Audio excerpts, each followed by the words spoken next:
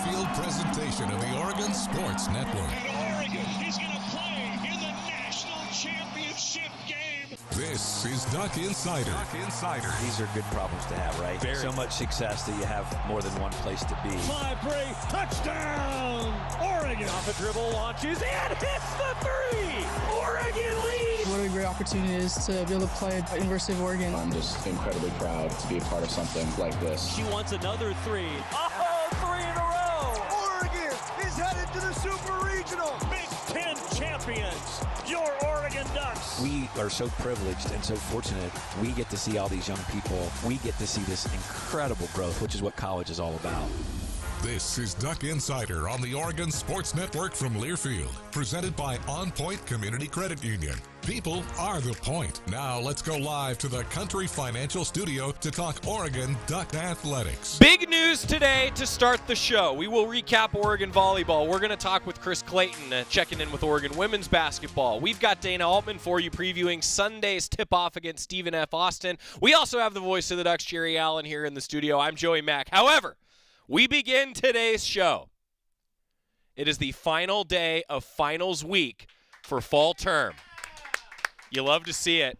And I am happy to report that as of this morning, our longtime intern and director, Clayton Kesserling, is officially done with college. Clayton, well done. Put that headset on. Clayton had no idea that I was doing this to him today. Clayton, how does it feel? Feels weird.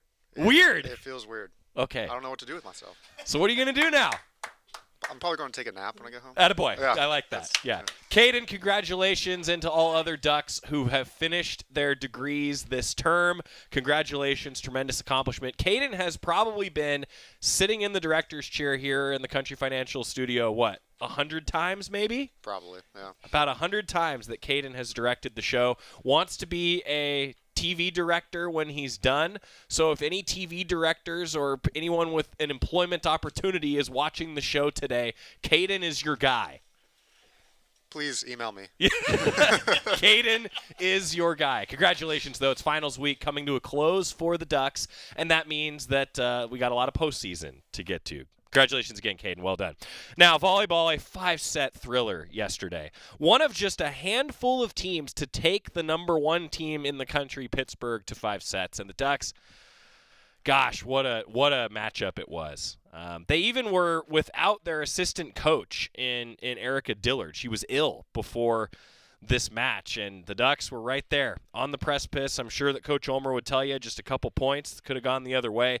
We will have a full season review with Matt Ulmer coming up later on next week, but we did hear from him, Daley McClellan, and Oni Ofebu post-game, post-match after the Ducks season came to a close. Getting to the Sweet 16, that is nothing to be ashamed of. Would the Ducks like to keep playing? Absolutely. But still, one of the last 16 teams playing. We begin today's show reviewing Oregon volleyball as Matt Ulmer, Daley McClellan, and Ofebu were at the podium. Well, I thought Pitt does a really nice job hosting, and it was great to be here. I thought the environment was excellent, great fan support, and Dan has done such a great job with this program, and just becoming a contender year in, year out. So proud of our group. I thought we really battled. I thought that was the toughest we've been. All season. I thought we learned a lot. I feel like this group grew as much as any team I've ever been around, and love them and gonna miss being with them every day. Coach, Dan mentioned you guys are incredibly aggressive on the service line. What led it to that? I mean, is that something you guys do all season? Is that something that you were more had a plan for this match, or was that? You better be. I mean, if you don't serve them aggressive, it's going to be over fast. And I thought the difference of sets 1 and 3, I mean, particularly 3 for us, is that we just got too unaggressive from the service line. And they were insistent too much, and they got too many weapons for that. So really proud. I mean, we served excellent. We've been serving really well. We've been a pretty good serving team. Definitely the last half of the season. Last weekend was great, and then this topped it. But again, in this tough environment, for us to be as poised as we were from the service line, just really impressed by our group. Yeah, can you speak to that, just the end of the second set there, just kind of coming through in that regard in that moment, and what do you feel like that meant for you guys over the course of this one? Yeah. I honestly went back there and I was like, I'm honestly going to hit this ball as hard as I can. I'm glad they touched it because I think that second one was going out. But no, I just had to go back there and kind of like clear my mind. And I was just like, my team needs this and we all need this. And so, yeah, that was kind of my mindset going behind that. But I thought that was good. What do you think allowed your team, I guess for anybody, what allowed you guys to get onto those strong starts? And each set you guys started off pretty well, I would say, especially the latter ones, the second through the fourth one. Go ahead. I think it's just being aware that we are a good team and that, we do have the ability to beat any team, even if they're, seeded, whatever. So that confidence inside us, kind of showed through how we were playing in a couple of the sets, but yeah. Your teammates yesterday talked about how sometimes the emotions play a bigger factor than you want them to in a game. I'm curious, did they play as big of a factor today as you expected, especially because it felt like you guys were pretty even throughout? I think we knew that there was no room for that today. Obviously, Pitt is Pitt, and so we knew we needed to bring our all, and we needed to be tactical, and so I think we're all just in a fight, and so there wasn't really time to be emotional. So, yeah. What do you guys have a few minutes to digest this, but it doesn't look like there's a lot of tears or anything like that. I mean, does that speak to just kind of pride maybe in the battle? Don't tell them. I'm free. I'm just kidding. No, I just think I'm disappointed, obviously, that we lost, but sometimes it's not really about winning and losing. Like only one team wins at the end, and the way that we played, I'm disappointed in the loss, but I'm not disappointed in the fight that we had. And yeah, I don't have anything to cry about because I'm really proud of us, and I'm really proud of we ruined a lot of people's brackets just getting here, so I'm really proud of how far we've made it, and I wish we could have beat them, but what can we do now? You guys had 7 different starters coming into this year. Now you still made it to the Sweet 16. You got here, and maybe you didn't. Some people didn't expect you to make it here. What does that say about this team, being able to fight through, all the challenges that you've had to deal with from the start of the year to now? Hit it. I think at the beginning of the year it was kind of just okay, this is us. We need to embrace our own journey. Each team is on their journey. Some teams have known each other for 2 years. We literally just met each other at the beginning of summer pretty much. And so focusing on ourselves and what we are and how we're going to move forward together was just kind of the main theme over the year. And I think we stepped up to the challenge really well. And I feel like we've found different gears in each game, and we kind of learned more about ourselves as we went on through season. So I think we took that into today's match and used that to our advantage. So. What about looking ahead? Where do you feel like things are at as this program moves forward? I think we do a good job of trying to reach our goals. And every day in practice, yes, there's some up and downs, but overall, I feel like we established what the expectation is. So, yeah. Coach, in a match like this, there can't be much difference between the two teams. It was so close. But if you had to point to one thing, what carried Pitt over the top tonight? Well, I think we both got in service runs and really pressured each other on both sides. And again, I thought it was by set, and that was kind of how the set went.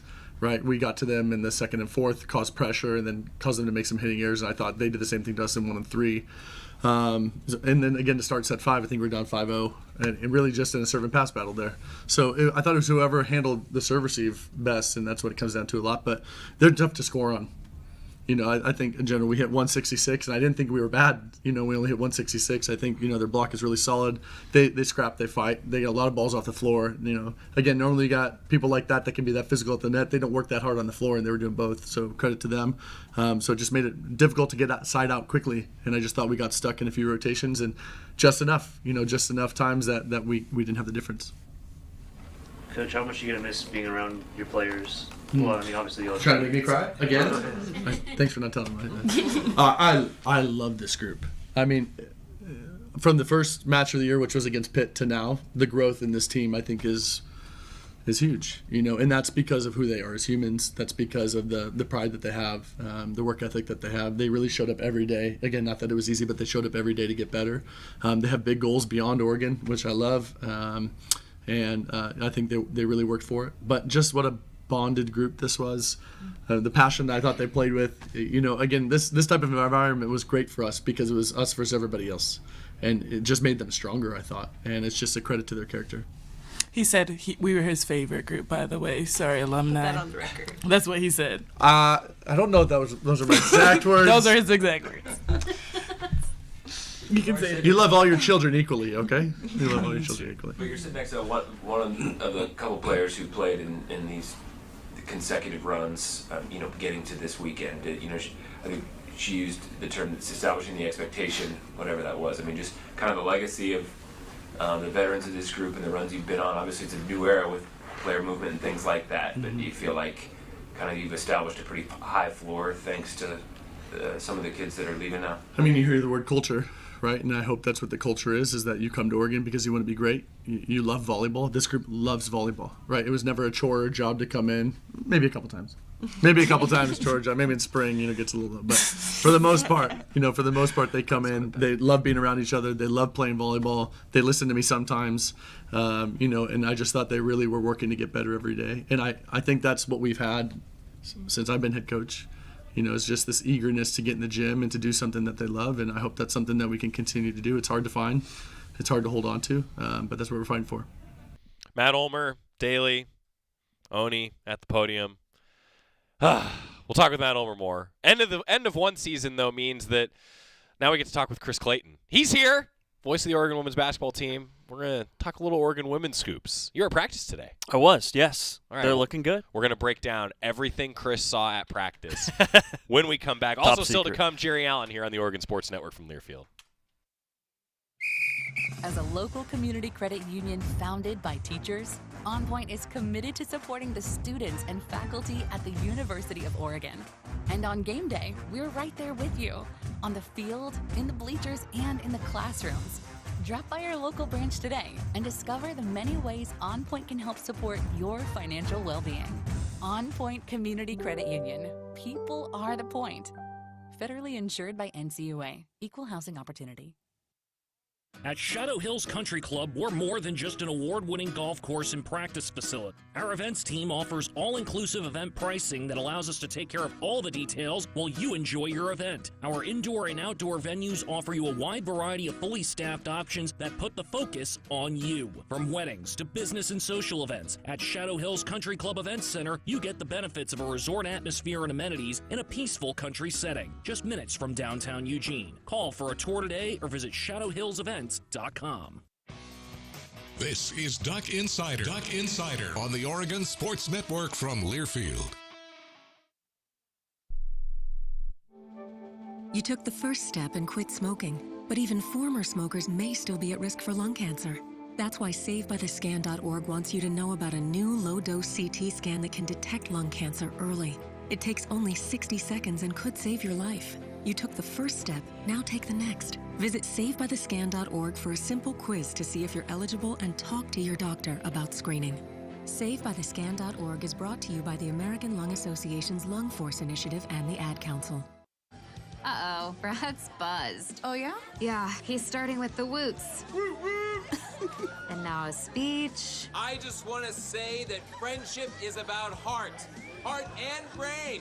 Who's with me? Good thing is, he knows when he's buzzed. And my brain is saying, when it's time to go home, somebody call me a ride. Love that guy. Me too. Know your buzzed warning signs? Call for a ride when it's time to go home. Buzz driving is drunk driving. A message from NHTSA and the Ad Council. You know you make me wanna kick my heels up and throw my hands up and throw my head back and come on now, so good to see you. We're back on Duck Insider, presented by OnPoint Community Credit Union. Joey Mack in the Country Financial Studio. Chris Clayton joining us. We're reviewing Oregon volleyball season and now women's basketball season. It's here. It's in full swing. 2 games next week for the Duck women on Tuesday and Thursday. A finals week reset. So here's a deep breath in and a deep breath out. That's right. Season check-in. Where are the Ducks at right now? They're Open floor. Yeah, they're in a good spot. I think so. Just to get specific about the schedule, they play Tuesday, Thursday next week. They've got Air Force and then UC Irvine. Mm-hmm. Those two teams embody what's been a lot of Oregon's schedule. They have some big names. They played Baylor, they played Auburn, they played Georgia Tech, South Dakota State. But teams like UC Irvine, who's the favorite to win the Big West at this point, they should win a ton of games. That's going to be a nice little challenge for Oregon. If you look at some of the projections, there's a chance that UC Irvine is favored in literally every conference game they play. So come the end of the year, that's going to be a team with a lot of wins. Air Force is 8-1 at this point, and they are a team that is in the Mountain West, which is a little bit more of a difficult conference, but they should win a lot of games.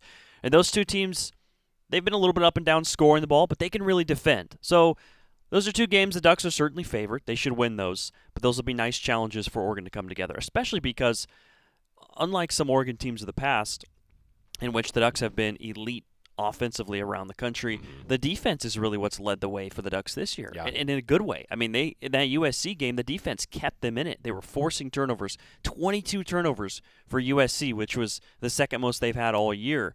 That's a Trojans team that could win the national championship this year. So the defense has been there. I think Oregon, as they've progressed this week, they're trying to get things going offensively. And that, with a new roster, can be common. It's about cohesion, spacing, figuring out where everybody needs to be and where they like the ball. And I think Oregon's getting there, but they want to show more progress in that area as practice goes on. Talking women's basketball with Chris Clayton. So the fluctuation of the lineup. Yeah. That's certainly been the comment section every time we talk women's basketball is like, so who's healthy? What's the latest? So Chris, who's healthy? What's the latest? Yes.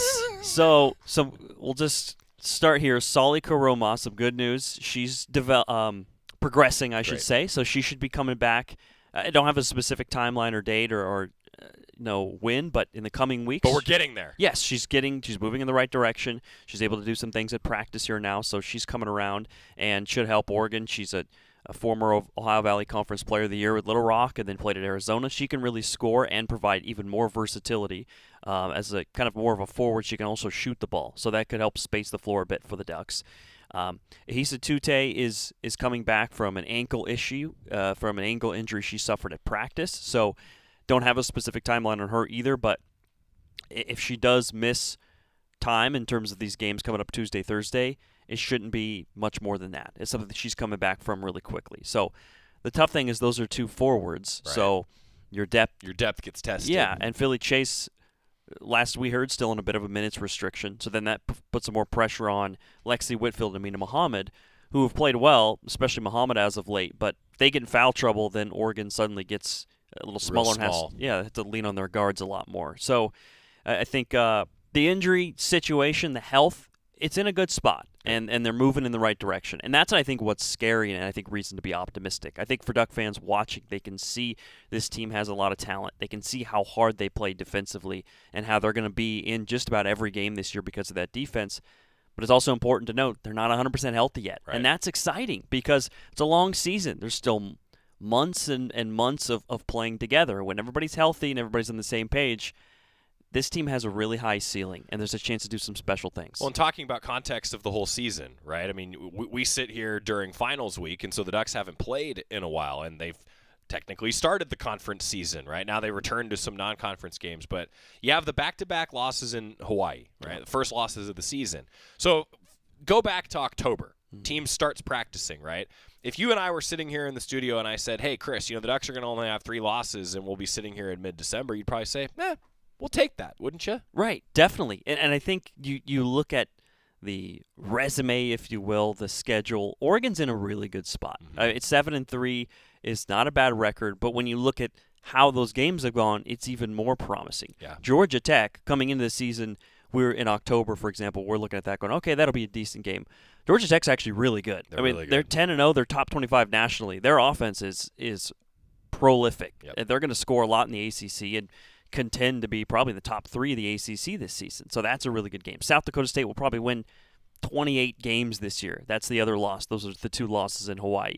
And then you beat Baylor, who is racking up the wins. Baylor looks like a top 25 team again. Auburn is a bubble NCAA tournament team as well. So 7-3, not perfect, but when you look at how things have gone and you look at the opportunities ahead, everything is in front of Oregon. The opportunities are there. The Big Ten, at worst, is the second best conference in the country. Right. The SEC is loaded too, but the Big Ten is right there. So every time out is a chance just about for a quality win on paper. Yeah. So if Oregon takes care of business and they find that consistency, everything's going to work itself out. Even if you don't have an incredible, perfect record that we've seen in the past, the resume is going to be strong, and all of Oregon's goals are still right in front of them. Chris Clayton with us. Now, to that point, I mean, 2 critical games in a shortened period of time now next week. But then the Ducks have the holiday break, and conference season is here, right? I mean, if we're sitting here talking about a 9-3 team come December, that's a borderline top 25 team, I got to think, in the polls. Absolutely. Even after the loss to USC, they're still receiving votes in the top 25 and kind of on the fringe of that. So they still have eyes on them, and they're still raising eyebrows around the country, and for good reason. People are impressed by them. If you look at, if you're a dork like me and you like to look at bracketology in December, the Ducks are in. Who doesn't do that? Come on, Chris. I like it. Yeah. The Ducks are in right now. That's what I'll say. It's close. They're on the bubble, let's be honest. But it's only December. So 1 win, 2 wins, you're not on the bubble. And you still have a chance to rise up and become. We've seen bubble teams in December end up becoming top 4 seeds. So the point is, the respect is there. Everybody can see this is an excellent team. And it's going to be a tough year in conference play. And to your point, I wanted to bring up the road trip to Illinois. That's going to be interesting. That's going to be a nice test. Oregon has a lot of experience. They have players that have been around the bend. But that'll be the first true road game at Illinois and then at Northwestern. So you don't want to overlook the Air Force and UC Irvine games, but playing on the road is a bit different than a neutral site where Oregon's game didn't travel great to Hawaii, a chance to prove themselves and go over to Illinois and play on the road where it's tough in the Big Ten. The fans are serious. There's going to be good crowd support. They like their basketball, right? It's cold there, so they want to get inside and watch some hoops. So it's going to be some good crowds there and a great test for Oregon ahead. And I think, too, like I asked sort of tongue-in-cheek about the health a moment ago, right? But to zoom out, I mean, they've had movement, some because of international play, right? I mean, but there's been movement in terms of who's getting minutes when, and as this team settles in on a consistent lineup and rotation, you got to think that the consistency is going to get better on the floor. Yeah, that's a great point. Beyond the health, it's also about the coaches and players figuring out the combinations that work and right. practicing together. Yes, just getting more and more time on the court with one another is crucial. And we've seen, not just in the starting fives, which have changed, there was 6 different starting lineups in 6 games in a row now. And we'll see if maybe it could change again. That's the depth they have. They have some other options they could try. But even with the bench units coming in, he's tried different players together. Ari Long in a great game against USC. Yeah. Suddenly you're looking at Ari Long, who maybe she's earned a lot more minutes now. She had 10 points and 5 steals. Right. So there's still opportunity for growth, and to figure all that out is just going to take time. And I think through, you could say experimenting, or you could just say through reps together. Sure. And these UC Irvine and Air Force games, no disrespect to those programs, but hopefully Oregon has a big enough lead in those games where he can start to try things a little bit differently and see how those work out. Because, as you know, coaches, they look at those groups together. They go back and watch film. They look at the plus-minus. They say, ooh, this combination worked really well. Nani Faulté played really well with this forward, or just as an example. They look at those specific combos, and sometimes we go into a game and go, ooh, this is a new starting 5. What's going on here? Well, it's because they went back and watched film and saw these players played really well for 3 or 4 minutes together, and they went with that starting 5. So these coaches are breaking things down on a deeper level than we think sometimes. It's harder to stat this, but it's something that I've talked with Coach Altman about, right? And he often jokes, for example, that it doesn't really matter who's in the starting lineup. It matters who's in crunch time in a close game, right? And sometimes you're playing matchups. It depends on who has the hot hand. Certainly, like what happens in a game influences what I'm talking about. But it's the 5 that are in there in crunch time that matter the most. And, I've often said, like, I wonder if it's possible, and I'm sure it is with advanced analytics, but it's easier for people like you and me to say, well, this is who's in the starting lineup. These are the starters. But really it should be, who are the crunch time players? Yes. And oftentimes, like in men's basketball, Keyshawn Bartholomew, right, has been coming off the bench, but he's a crunch time player right now. I feel like the women's basketball team's probably finding that a little bit too. Yeah. And you think back to like the Spurs with Manu Ginobili, just as a prime example. Right. He's coming off the bench, but we all know Ginobili's going to be there down the stretch. And that's going to be something we see for Oregon moving forward as well, is these players thankfully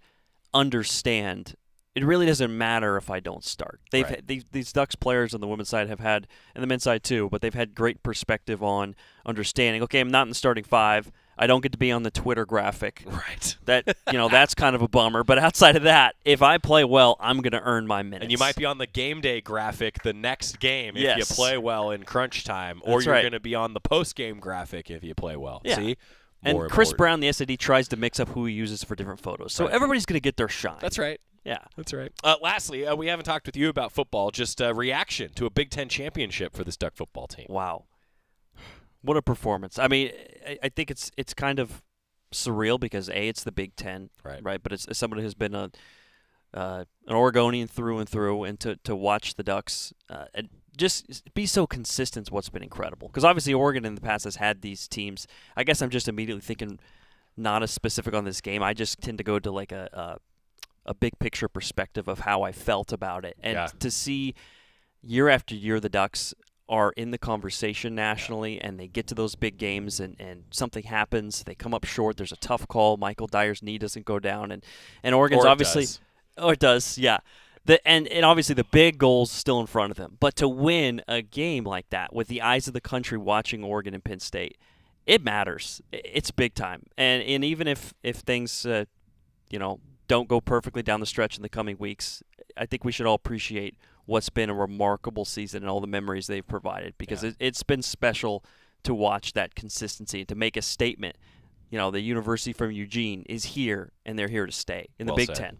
Well said. Chris Clayton, he'll have the call coming up next week for Oregon women's basketball along with Bev Smith. Chris, thanks for being here, buddy. Hey, thanks for having me. Sure appreciate it. Now, one guest to the next. Voice of the Ducks, Jerry Allen's here. We're going to talk a little football, just a bit, coming up on the Oregon Sports Network from Learfield. As a local community credit union founded by teachers, OnPoint is committed to supporting the students and faculty at the University of Oregon. And on game day, we're right there with you, on the field, in the bleachers, and in the classrooms. Drop by our local branch today and discover the many ways OnPoint can help support your financial well-being. OnPoint Community Credit Union. People are the point. Federally insured by NCUA. Equal housing opportunity. Hey Duck fans, at Country Financial, they make insurance easy. Whether you're shopping for home, auto, or more, their representatives will take the time to understand your specific needs and explain what options work best for you. Worry less and feel more confident knowing you're covered. Visit countryfinancial.com to get started today. Experience more with Country Financial. Auto and home insurance policies issued by Country Mutual Insurance Company, Country Preferred Insurance Company, and Country Casualty Insurance Company, Bloomington, Illinois. Your daily dose of Oregon athletics. This is Duck Insider from Learfield. Substance use disorder and addiction is so isolating. And so, as a Black woman in recovery, hope must be loud. It grows louder when you ask for help and you're vulnerable. It is the thread that lets you know that no matter what happens, you will be okay. When we learn the power of hope, recovery is possible. Find out how at startwithhope.com. Brought to you by the National Council for Mental Wellbeing, Shatterproof, and the Ad Council. Put your phone on D&D, that means that do not disturb when you're driving. And when you're going from point A to B, I need you to stay safe, please, so always sing with me. So put your phone on D&D, that means that do not disturb when you're driving. And when you're going from point A to B, I need you to stay safe, please, so always remember this beat. Don't drive distracted. A message brought to you by the National Highway Traffic Safety Administration, Project Yellow Light, and the Ad Council.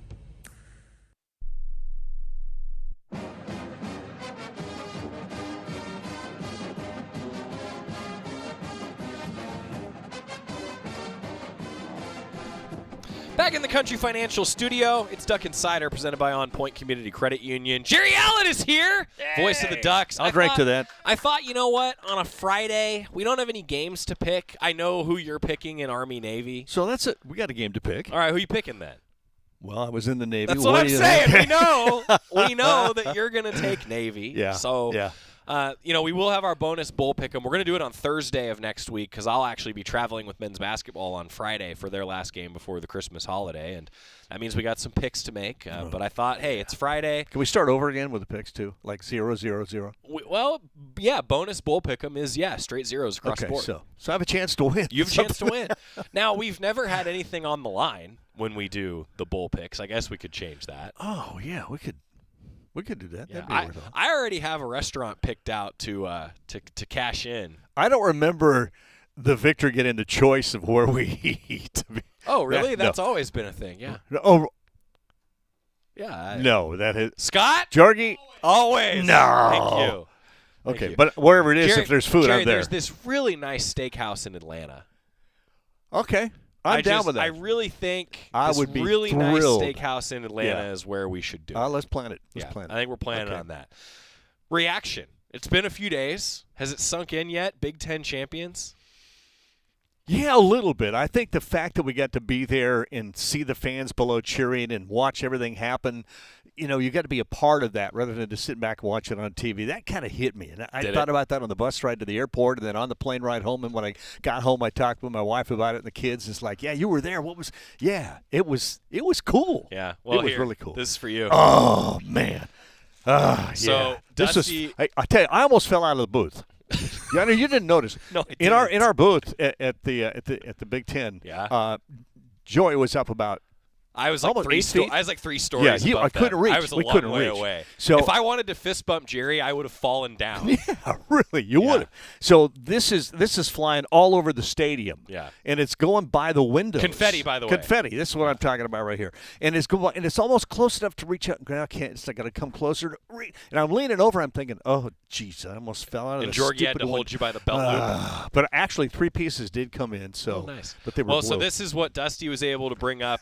We brought it home on the equipment truck, and so I've got a bag here in the studio. You're welcome to take a handful. I definitely will take but some. we got to keep some for the studio. Oh, yeah. No, definitely. Ryan did a nice job with some old confetti that we had, and he celebrated with that on Monday. The equipment truck hadn't gotten back yet with the big specific confetti, so we've got it forever. Great memory. Great memory. We've got it forever now. Yeah. Now, okay, so I asked Chris this, like talking about women's basketball, and I wanted to ask you this, Jerry. If we went back to August, and I said, all right, Jerry, here's what's going to happen over the course of the season, what would you have said? I would say, yeah. I think Oregon had the respect. They had a top-rated quarterback that had joined them from the portal. We knew who was coming back. It was Dan Lanning. Yeah, there's every reason to believe that they can get through this season. You pointed to one game, kind of, maybe a couple on the road later on, but that Ohio State game was a huge game. They knew if they got through that it would line up. But I don't think I would have expected Oregon to start out as slowly as they did against Idaho and Boise State. But it was like a recipe. I thought about this earlier today, thinking about the season. It's like you make a cake and something's missing, or cookies. It's like, okay, next time we got to adjust. Well, I think they adjusted the recipe of the offensive line, and they got it right by about that third or fourth game, and the rest was perfect. So I got to be honest. It's very rare that preseason expectations come to reality. Yeah, it is true. Right? Like yeah. in all sports, there's always a surprise team. Maybe nationally this year it'd be Boise State or Arizona State. Yep. Right? Well, I feel like if you removed that slow start, this season went exactly how a lot of people thought it would. Oh, certainly. And that's so difficult to deal with that outside expectation. And then to have the performances that the Ducks have had. I mean, you think about the magnitude of the Ohio State game. Now, Oregon has also played Penn State, another playoff team. The Ducks played Boise State, ended up as the 3 seed in the playoff. Oregon's played and beaten 3 teams that are in this 12-team playoff. They've earned it. Yeah, no doubt. But I was thinking about that this week. Like, if we went back to August and said, here's how the season's going to go, all of us would have been like, no, that's way too perfect. You know what I mean? Like, no. It's actually come to fruition. Yeah, it has. And the reason that one would think maybe it wouldn't happen is because all great champions through the years have had really top talent, great coaching staffs. But every champion has needed luck. Key injuries along the way, bounce of the ball, a flag that came out that probably shouldn't have. And all great champions need that. Oregon, I'm not going to say they got the breaks, but they had a deep enough deep depth of players, pool of players, to be able to get through the injuries, to be able to get through some of those situations and climb out of those bad luck things. So I think that's really true, though. I think, very true, yeah. I mean, we've now seen it come to fruition, why it's so important to have those recruiting classes that are stacked on top of one another. Yes. Right? Paid off. No doubt. And I mean, look, transfer portal, certainly. The Ducks have supplemented quarterback, have supplemented positions, right, with the transfer portal. But you think about the landscape of college athletics, and you think about the importance of stacking those recruiting classes. Like, who are some of the big impact guys? It's guys that were recruited under this coaching staff.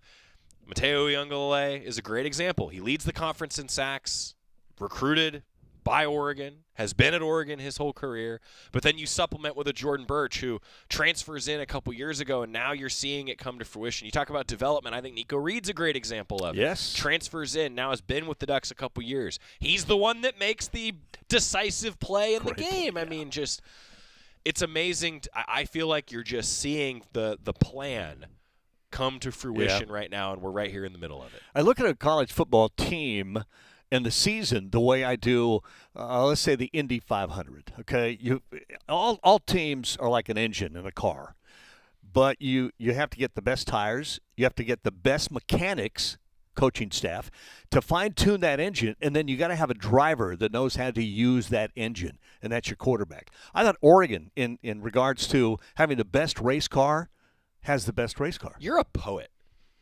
You know that? Like that. So chef's kiss, am I right? Just chef's kiss of an analogy. You know, but it's true. It's right? very true. Like, yeah, it's all. They all have to work together in a race. They all have to be there. The mechanics, the engine, the car, the driver, the owner. Training staff's the pit crew. Training staff is the pit crew. There you go. And Oregon has all of those. Yeah, that's a really good point. I mean, you think about like sometimes parts have to be swapped, and, and you have to do that, and that's where I just think the depth has been so impressive, and the way that Oregon, for example, has even intentionally rotated certain positions, right? Like you're keeping the snap count in check so that guys are able to have a game-winning play late in the fourth quarter, and I don't know. I just think it's been fun to see all of these expectations come to reality so far. Now, Rose Bowl. Oh, again. Right. Yeah. It's the granddaddy of them all. Right. It's the one. Should it be the Natty every year? I look at the Rose Bowl much like I do Hayward Field for the NCAA Track and Field Championships. Okay, when you have a location, a venue like the Rose Bowl, you have it. It's got history. It's got everything you'd need for a great championship game every year. Yeah. I know it's UCLA's field. It's not their school-owned field, but I would go with the Rose Bowl every year. I mean, Mercedes-Benz Stadium, all the new stadiums are like, wow, they're dazzling and they're fun. They look like the Death Star. The Rose Bowl doesn't look like the Death Star, and I like that. I'm sorry. It's a natural grass field. The weather's usually always really nice. It's the place. Vote. All in Rose favor. Bowl. Yeah. Okay, now, it's going to be at the Rose Bowl. Now, here's what I will say, though. I also am one. I know that at Oregon we are untraditional. There are some traditions that I like. Please, fans, don't send me angry emails and tweets. I like that the Rose Bowl's on the first. Right? There is some tradition to that. So I understand why, there's a push right now to have it just always be a quarterfinal, because then it's always January 1st as the sports season has gotten longer. I could argue both of those round and round. Yeah. The Rose Parade is a big deal. It's bigger than the game. I get it. It is bigger than the game. But the sunset on the San Gabriel Mountains is the stuff of Jerry Allen poetry. Yeah. What emotions. I still remember the very first time in 95 when Georgie and I walked up into the booth. We'd been in the booth, and there were some fans, but we really didn't appreciate it. We walked up after doing some of the pregame stuff down below and came into the booth, and the stands were full. Yeah. And we saw the Oregon and the Penn State on the end zones, and it hit us both. Neither one of us could talk. Oh, I know. Welcome to the Georgie, you do it. I can't do it. No, I actually, it's funny that you say that, because the first Rose Bowl that I attended was the first college football playoff semifinal. Oh, yeah. So I was on the sidelines with you guys. That was my first season. And I had that moment when we walked in. So the way the Rose Bowl works, right, you have this picturesque entry that has the big Rose Bowl sign, right? And I remember I walked in, and I watched the three of you guys. So it was Jerry, Terry, and Georgie. And all of them kind of stopped, and I was the idiot that was like, okay, where are we going? How do I get to where I need to be, right? And anyone that's worked with me, everyone who's sitting here in the studio is laughing as I'm saying this, because you all are like, yeah, that's exactly what Joey would do. They all stopped. And then I stopped and kind of looked up, and that's when it hit me, really? Right? Was that you guys who had been there before still took that moment to pause and be like, this is something, right? It's iconic. It's the ultimate. You have to stop and literally smell the flowers every now and then. Smell the roses, dude. Yeah. It's cool. Yeah. It really is. Tennessee, Ohio State, Are you prepping for both? Are you like a coach? You scout both of them? Yeah, I'm a prep for both. I mean, Ohio State's a little easier because we know them somewhat, but they've changed a little bit. You know, I mean, they've gone through changes. Oregon's gone through changes. Tennessee, I don't know anything about. So I'm looking at some of their stuff and going back and watching some of their games. It's like getting ready for a final exam, you know, finals week. You know, the test coming up 3 weeks away. Yeah. Yeah. I can't wait. But I'll tell you what, the time off has been whew. Oh, yeah. Oh, yeah. We could have been prepping for a game on the 21st. Yeah. Don't have to do that. Yeah. Ducks earned that right. I don't envy you because you're not getting the time off. You got basketball going on in the show every day. Finals week. Yeah, you're young. Yeah. Next game is Sunday. I've started prepping the Lumberjacks of Stephen F. Austin. Oh, yes. Yeah. I've started putting together my notes. So cool. Look, the show's easy when the Ducks win. Well, I remember that in the days when I was down. I remember doing the show after the first Boise State game over there with the Garrett Blunt. And that was when you took calls. Took calls. Yeah. It went well. I told people, I said, look, we're on the radio live. I'm going to put you on a phone call. I got to trust you. Please trust don't me. swear. Don't swear. You know, say what you want to say in a nice way, and we'll move on. And we did. It was great. That season ended up okay. It was pretty good. Right. That season ended up okay. Yeah. Jerry Allen, voice of the Ducks. Thank you, sir. Appreciate the time. Go Navy. Okay. By the way, Danny and Dusty are back in Washington, D.C. right now doing a show. Pretty cool.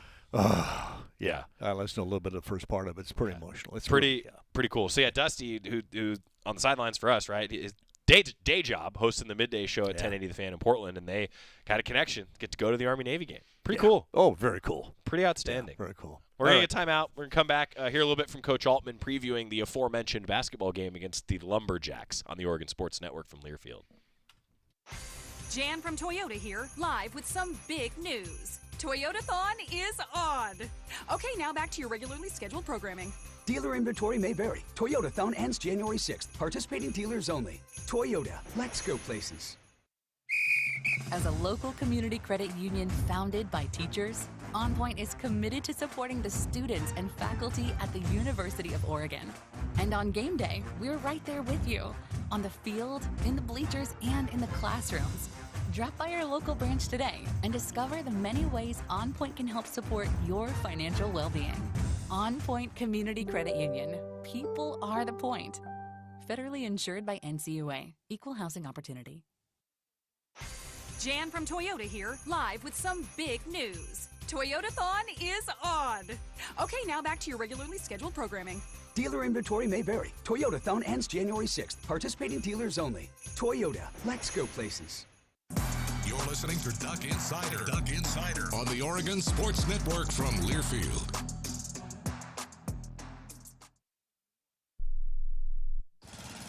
Babes, what are you doing? What? I'm just mowing the lawn. No, it's blazing hot and dry out here. Don't you remember? Smokey Bear says. Avoid using power equipment when it's windy or dry. Where'd you learn this? Oh, it's on SmokeyBear.com with many other wildfire prevention tips. Right. Thanks, Honey Bear. Because remember, only you can prevent wildfires. Brought to you by the USDA Forest Service, your state forester, and the Ad Council. Ma, is this how you feed a hamster? I think so. Is my homework right? I think so. Is, this milk still good? I think so.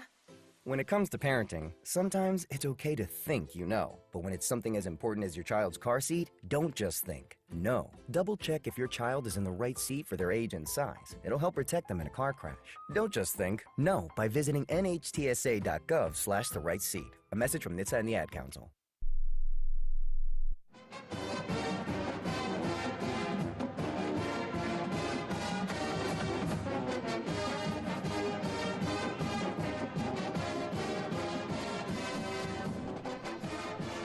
Back in the Country Financial Studio, it's Duck Insider presented by OnPoint Community Credit Union. This morning, Coach Altman met with the media to get you ready for the Lumberjacks coming to town. Stephen F. Austin, 3 o'clock start time on Sunday. We'll have a 2:30 pregame show, myself and Luke Jackson here on the Oregon Sports Network. Let's hear a bit from Coach Altman talking about where the Ducks are at, coming off a tough loss to UCLA.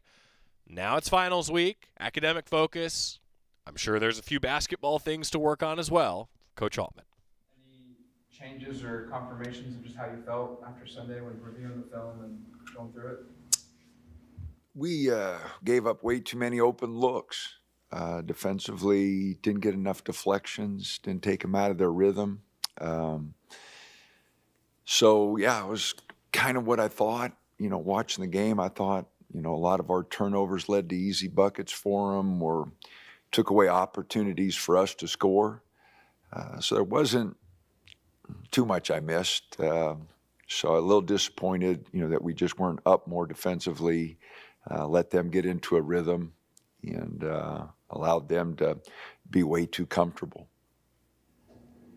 Are these some things that, I guess you have a standard, of course, then, like, where is the threshold, I guess, of what's tolerable because it's November and early December versus this just can't happen because we got older guys, no matter if they're first-year guys, whatever, like, where's that line?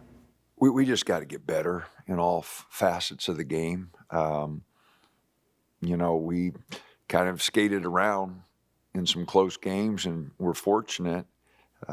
So we've just got to get better. Our blockout rates are not what they should be. I mentioned the deflections that we monitor weren't anywhere close to what they needed to be against UCLA. So our turnovers were really bad against UCLA. And some of that's UCLA's defense, or good defense, but some of it we just made poor decisions. Just trying to drive against a set defense, you know, a couple passes in the open court, one-handed passes, just fundamentally not sound. So you hope that those things, guys will pay attention to detail and clean some of that up. But we've got to get better. There's no doubt about it. Talk to the team about that. We've got 2 weeks here. We had 2 good practices on Tuesday and Wednesday. Finals week this week. Yesterday was a real busy day trying to take care of some business academically, so we didn't practice yesterday, but we'll go today and tomorrow and hopefully be ready at 3 o'clock on Sunday. You mentioned it, but the next 3 weeks, 24 days, you only play 3 games. How critical of a stretch is this going to be for the development there of this team? These 2 weeks are really important because we have a lot of practice time. The guys will go home for 4 days for Christmas, and then we'll bring them back and get ready for Weber before we open up conference play, or all of our conference games come, 18 of them. So, no, the next 2 weeks I told them, you know, we got to get better. And I was pleased with the practice Tuesday and Wednesday. I hope to be pleased with today's and tomorrow's so that we are ready Sunday against a very physical Stephen F. Austin team that really gets after people defensively. And then we have, you know, 6 days to prepare for Stanford, who's played awfully well. So, no, it's these next 2 weeks, I think, really important because you get into conference play and you're playing 2 games a week. You know, it's hard to practice. You know, to get the type of work that you need in practice, you can go over things, but you really can't put things together like you can when you have 3 or 4 days without a game. How do you feel like they've sort of handled that loss and, you know, gone back out to work? They, you know, they didn't like it. You know, they, again, noticed their mistakes. I've always said that really good teams can learn off a win, but I think almost all teams learn something from a loss. If you're a competitor at all, you watch that film and see the 1 or 2 things that you could have done differently. We're going to make mistakes. I mean, we just got to cut them down. And when you have a 1-possession game, those mistakes are magnified. And so the guys are conscious of their effort, and they watch the film. Each one of them, you know, knew 1, 2, 3 things they could have done differently that could have changed the outcome of that game. So they're competitors. It bothered them, and I think that's why we had good practices Tuesday and Wednesday, because they saw that film and were disappointed.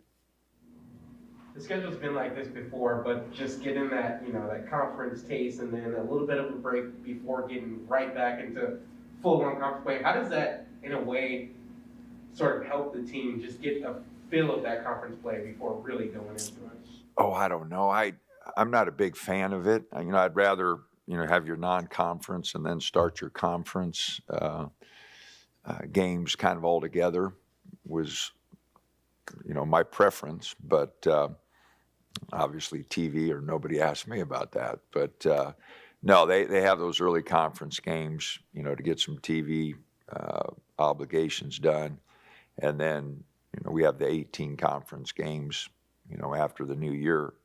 But playing a couple games like that, it's just like playing any good non-conference game. There's really no difference between going to USC and coming home and playing UCLA than playing those 3 games in Vegas. They all prepare you for what's coming. A more physical game, bigger, probably more athletic opponents. So, no, it does prepare you. Charlie Baker was talking this week, Dana, about there's obviously there's been discussions for a little while now, but it sounds like they're closer to a decision about whether to expand to 72 or 76 for the tournament. Not this year, but probably for maybe as soon as the following year. Your perspective on if the field expands a little bit more, are those good numbers, right numbers, bigger, stay where we're at 68? Yeah, it's one of those questions that everybody debates all the time. There are 364 teams trying to get in the tournament. We have the smallest percentage of teams that go to postseason for our championship. So it seems natural that you'd try to get those numbers a little bit in line with some of the other sports. But, I think it's great for players to be involved with it. You don't want to water it down so much that, it's not a special to get in. You want Selection Sunday to be, something that is really special. Everybody has a little bit of an opportunity to get in the tournament with their conference tournament. So that's always kind of been a caveat or something that they could use to say, hey, we're offsetting our small numbers in the tournament, but everybody has a chance to get in with the conference tournament. So I don't know. Whatever they decide, obviously it'll still be a great tournament.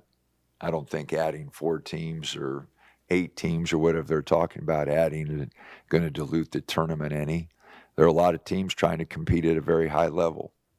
And when you have 300 and, not sure the exact number, but I think it's 364, 365 teams trying to get in, that's a small percentage of the number of teams that are participating. So it'll be interesting, and there'll be a lot of debate about it, but it'll still be a great tournament, whatever they decide.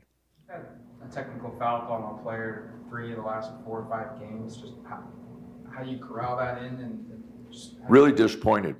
I'm very disappointed. Supremes was kind of a reaction, but Bam's and Keyshawn's unacceptable. And talking about the technical fouls there, we're going to have to come out of it. We don't have enough time. That's a good problem to have on today's show. Alex Stimson's got the full Coach Altman interview actually posted on YouTube if you're interested. We'll also talk with him on our pregame. And we're going to wrap up the show next on the Oregon Sports Network from Learfield.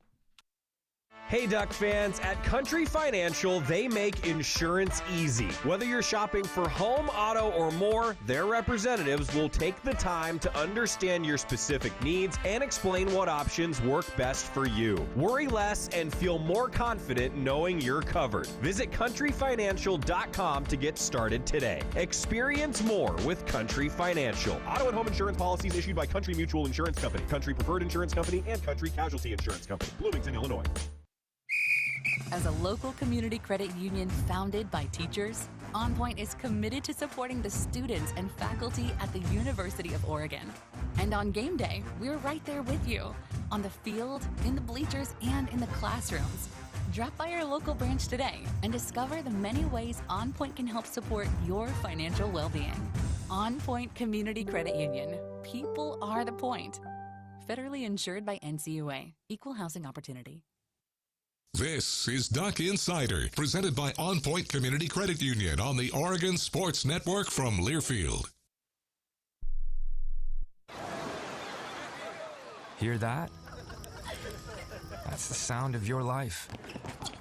Perfectly imperfect. Beating in rhythm to the world you've created. But every time you drive after drinking, the music gets drowned out. Your life sounds pretty great. Don't let a buzz ruin it. Buzz driving is drunk driving. Don't drive buzzed. A message from NHTSA and the Ad Council. Hey, so what's a great way to spread awareness that driving high is illegal everywhere? A catchy song, of course. You can run, but you can't drive high.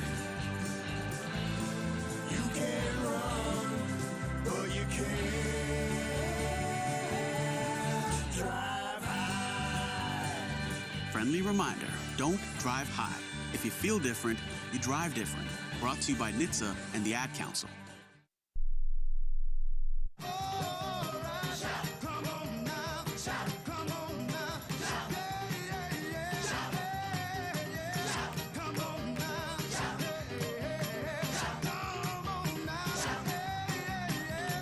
Final segment on a Friday. Next week will be our final week of Duck Insider this calendar year. With the holiday break and then also with all of our Rose Bowl travel, we won't have a lot of Duck Insiders, actually any Duck Insiders, heading into the Rose Bowl. It's usually the way that the schedule works out for us, so I hope that next week we can have a few fun segments in store for you. Stick around next week. We'll have Ryan in here on Monday and a whole bunch of interviews for you as we get ready for the Rose Bowl, getting ready for some basketball games as well. And a new addition to the soccer coaching staff. Tracy Joyner has hired the first member of her staff, Chris King, who was an assistant with Tracy Joyner for the past 3 seasons at UC Davis, helped build the Aggies into one of the top programs in the Big West Conference. He has been named an assistant coach for the Oregon soccer program. Coach Joyner said, quote, "Chris has been an important part of our team's success in previous years, and I'm grateful and excited for him to join my staff here at Oregon." Chris King, new Oregon soccer assistant coach, announced by Tracy Joyner. That does it for us today. Congratulations to Oregon volleyball on a heck of a season. Finals are over. The term has come to a close. We can all celebrate at Matthew Knight Arena, 3 o'clock on Sunday. Stephen F. Austin in town. The Big Ten Championship Trophy will be at MKA. See you then. Are you prepared for an emergency or disaster? Because it's not a matter of if, but when. Don't find yourself saying, when the storm rolls in, my time to find a pet-friendly evacuation center will have run out. The scorch